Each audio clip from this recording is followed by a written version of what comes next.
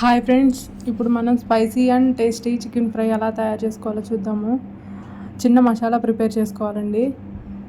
ధనియాలు, చిన్నులపాయి, చెక్క, లవంగాలు 3 కలిపి పక్కన పెట్టుకోవాలి.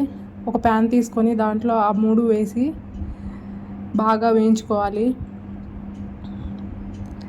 కలర్ చేంజ్ అయ్యే వరకు వేయించుకోవాలి. హై ఫ్లేమ్లో పెట్టకుండా స్లో ఫ్లేమ్లో పెట్టి వేయించుకుంటూ ఉండాలి, లేకపోతే మాడిపోతాయి.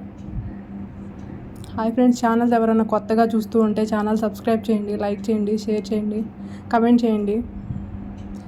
వేయించుకున్న తర్వాత అవి తీసుకొని ఒక మిక్సీ జార్లోకి చిన్నులపాయలతో సహా కలిపి మిక్సీ పౌడర్ చేసుకోవాలి. అలా పౌడర్ లాగా అయిపోవాలి.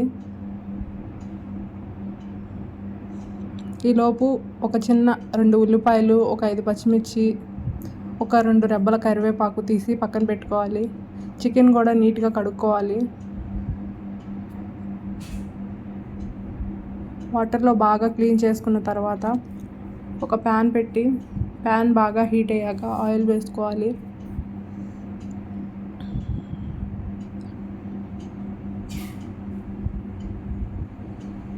ఆయిల్ బాగా హీట్ అయ్యాక ఆనియన్స్ వేసి కొంచెం రోస్ట్గా వేగిన తర్వాత కొంచెం పసుపు, కొంచెం ఉప్పు కలిపి వేయించుకోవాలి. కూరకి సరిపడినంత ఉప్పు నేను ఫస్టే వేసేసాను ఫ్రెండ్స్. అది ఆయిల్లో వేయించుకోవాలి కలర్ చేంజ్ అయ్యే వరకు. దాని తర్వాత పచ్చిమిర్చి, కరివేపాకు, కొంచెం పుదీనా ఉంటే పుదీనా వేసాను మంచి ఫ్లేవర్ కోసం. ఆ 3 కలిపి బాగా వేయించుకోవాలి కలర్ చేంజ్ అయ్యే వరకు. బ్రౌన్ కలర్ వచ్చే వరకు వేయించుకోవాలి. ఈ తర్వాత ఈలోపు అల్లం వెల్లుల్లి పేస్ట్ వేసుకోవాలి. మిక్సీ జార్లో ఒక చిన్న అల్లం ముక్క, ఒక 5-6 రెబ్బలు చిన్నులపాయ కలిపి పేస్ట్ చేసుకోవాలి. అవి వేగినాయి. ఈలోపు చికెన్ వేసుకొని మొత్తం కలుపుకోవాలి.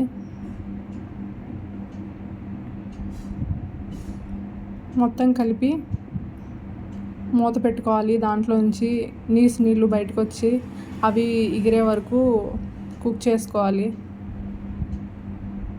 లైట్గా వాటర్ వస్తున్నాయి, అవి పోయే వరకు వేయించుకోవాలి.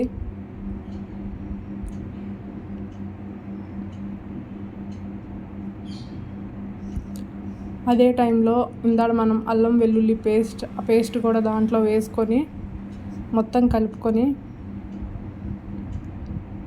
2 స్పూన్స్ వేసానండి నేను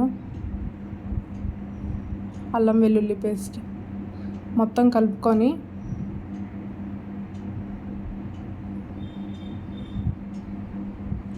ఇంకా ముక్క బాగా ఉడకాలండి. మళ్ళీ దాని మీద మూత పెట్టుకోవాలి. మధ్యలో తీస్తూ కలుపుతూ ఉండాలి. అలా వాటర్ వస్తాయి బయటికి.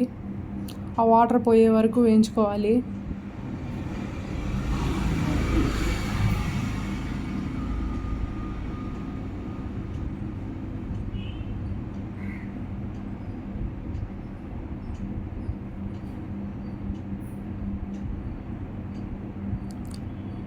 ఆ వాటర్ పోకపోతే కర్రీ స్మెల్ వస్తుంది, నీసు వాసన. మళ్ళీ మూత పెట్టుకొని కాసేపు ఆగిన తర్వాత మళ్ళీ ఒక 5 మినిట్స్ తర్వాత తీసి అలా కలుపుకోవాలి.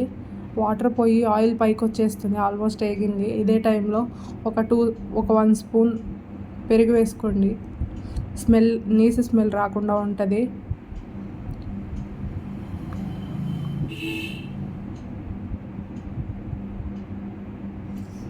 పెరుగు వేసుకొని బాగా కలుపుకొని మళ్ళీ మూత పెట్టుకోవాలి.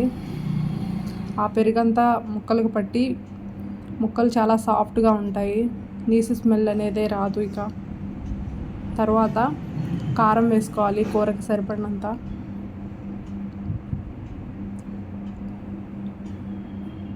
పచ్చిమిర్చి వేసాము, చెక్క, లవంగాయ కూడా కొంచెం ఘాటుగానే ఉంటుంది కాబట్టి చూసి వేసుకోండి. నేను స్పైసీగానే వేసాను కొంచెం.